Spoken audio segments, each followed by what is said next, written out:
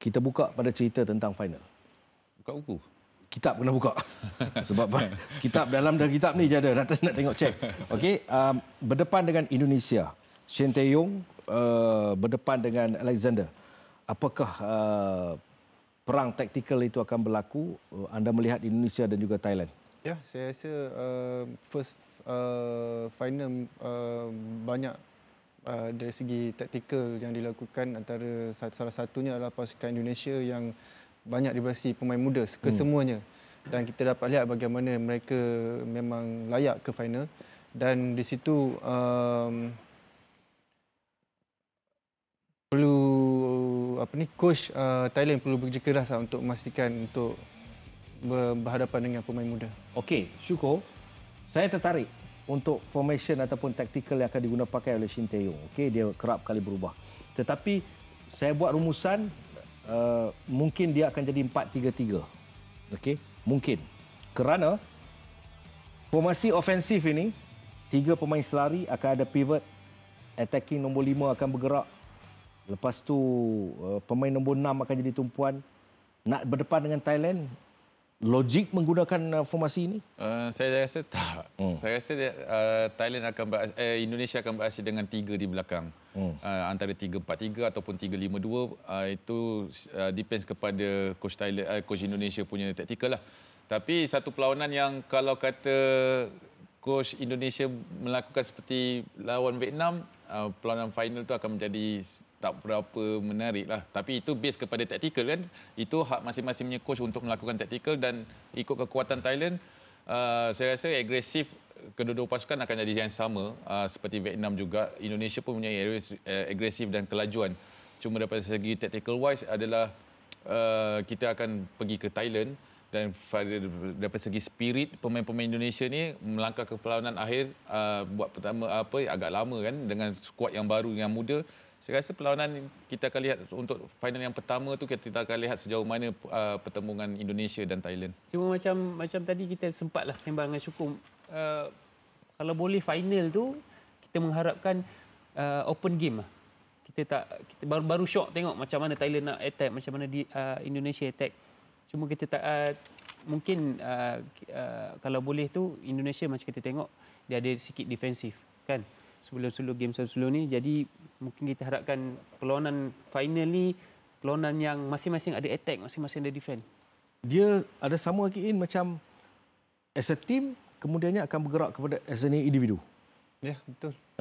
Dan saya rasa apabila agak sukar bila kita ada 2 final. Jadi kebanyakannya coach tertumpu kepada taktikal untuk game yang pertama final. Final ni adalah final kelajuan lah, saya ingat. Macam mana approach daripada pemain Thailand tu sendiri dengan kelajuan, dengan kematangan, dan macam mana approach pemain Indonesia, tim Indonesia tu dengan kelajuan. Jadi base kepada experience orang yang dah pergi final banyak kali dengan base yang kebanyakan pemain-pemain Indonesia yang first time pergi final. Tapi dalam final ni apa-apa pun boleh berlaku. Luck kalau izin Allah, siapa-siapa tim pun boleh menjuarai. Seperti semi-final pun siapa sangka dengan nasib menyebelahi pasukan Indonesia ketika melangkah ke perlawanan akhir. Jadi untuk final ni saya rasa coach akan buat analisis tentang opponent dan taktikal untuk perlawanan akhir. Kalau Thailand ada Teraton, Indonesia ada Pratama. Dua-dua pemain pertahanan. Teraton tak main untuk final pertama. Tak main, tapi konsep maksud saya ni, konsep main defend flank ni sebenarnya Asnawi yang bertuah. Betul. Yes. Sebab Teraton tidak beraksi dalam perlawanan akhir yang pertama. Kita tahu Asnawi mempunyai kualiti yang up and down sama juga dengan Teraton, dan mempunyai kelajuan dan skill juga. Jadi saya rasa Asnawi yang bertuah. Mungkin itu juga poin yang skuad Indonesia nampak dengan ketiadaan Teraton tu, mungkin dia akan lebih menggunakan. Tapi suka diingatkan juga, Thailand juga seperti Indonesia, seperti Vietnam. Mereka mempunyai geng-geng sejuk ni. Geng-geng sejuk ni sama kualiti macam 11 in. Ya, saya setuju. Jadi pace game tu kita tahu akan jadi, graf tu akan jadi naik, lepas turun, naik. Dia akan jadi macam tu. Ya, pace akan dengan, kalau kita lihat kedua-dua tim ni termasuk tim Vietnam dan Singapura sekalipun mempunyai fitness level yang amat baik sekali kan.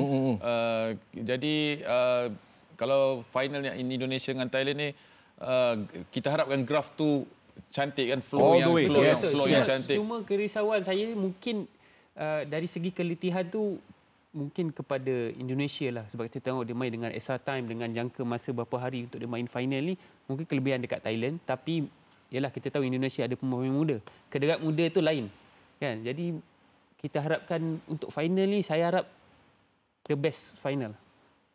Saya tak boleh lupa, kederat final ni kan, kadang-kadang Otai ni akan buat kerja betul ni. Untuk pastikan shape of the team tu tak lari. Betul. Dia kadang-kadang bila masuk final tu, dia kau perform time grouping, bila masuk final tu dia benda yang berlainan. Kalau sampai final, kadang kita experience player pun kita akan jadi gugup. Ada perasaan gugup tu. Cuma kita mengharapkan pemain-pemain yang misalnya di Indonesia mungkin ada pemain yang Fakhruddin yang agak senior kan, Ivan Dimas yang agak senior, dan kita tahu pemain-pemain Thailand majoritinya pernah beraksi dalam final dan pernah menjuarai AFF. Experience dan melawan dengan pemain tim-tim muda ni, kita akan lihat experience punya organize macam mana, dan kita tahu pemain-pemain muda ni akan mempunyai kepantasan, akan menggunakan kepantasan mereka. Dan kalau kata silap langkah, pemain yang experience ni lah akan menghukum pemain-pemain muda ni. Game Thailand Indonesia ni, kalau sebelum ni kita boleh bicara tentang okey, blok ni akan main peranan, second block, third block, tetapi ini game ni tak ada. Semua ni new kids on the block.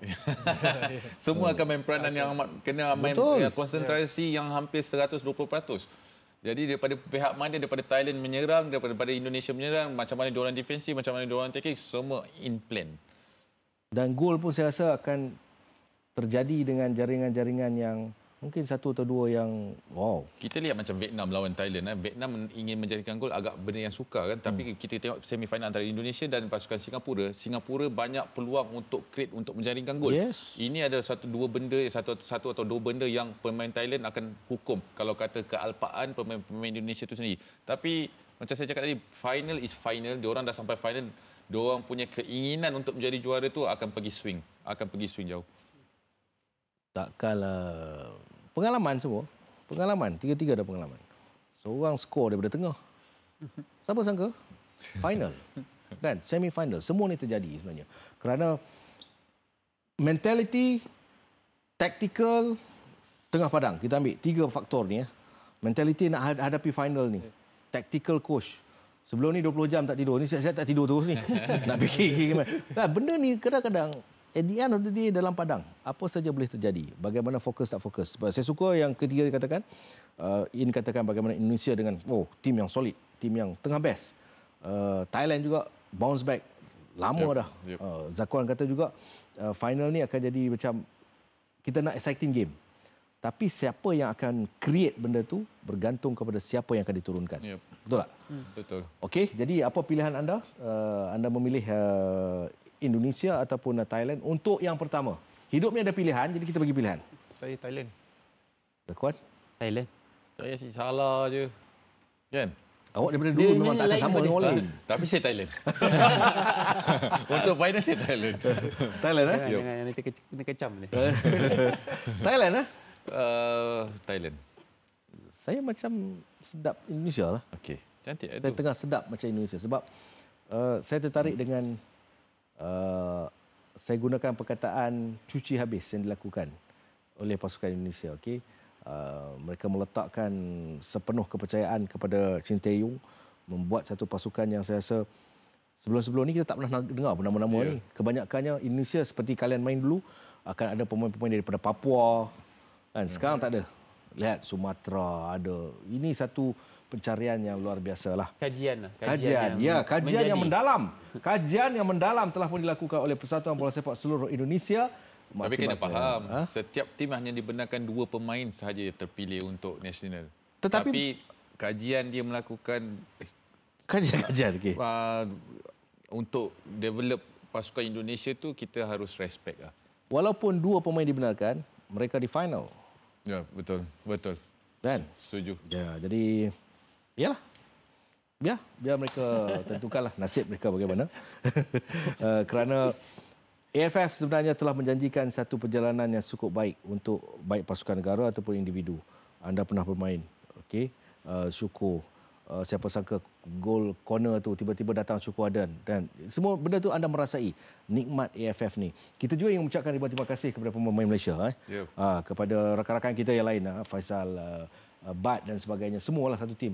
kerana mereka telah memberikan yang terbaik, tetapi mereka sahaja yang mengetahui apa yang berlaku pada ketika ini. Dan saya rasa masa untuk move on untuk Piala Asia, walaupun kita bukanlah kedudukan yang sah lagi, tetapi kajian itu perlu disegerakan untuk memastikan pasukan kebangsaan berada dalam kedudukan yang terbaik. Okey, ambillah iktibar dari apa yang berlaku ke atas pasukan negara sepanjang tempoh kempen AFF ini. Okey, semua orang sedang memerhatikan apa yang sedang berlaku. Apakah kita akan terus bertepuk tangan? Apakah kita akan terus berkata itu dan ini? Sampai bila? Sampai bila-bila? Sampai bila? Sampai bila-bila tentang bola sepak Malaysia. Okay.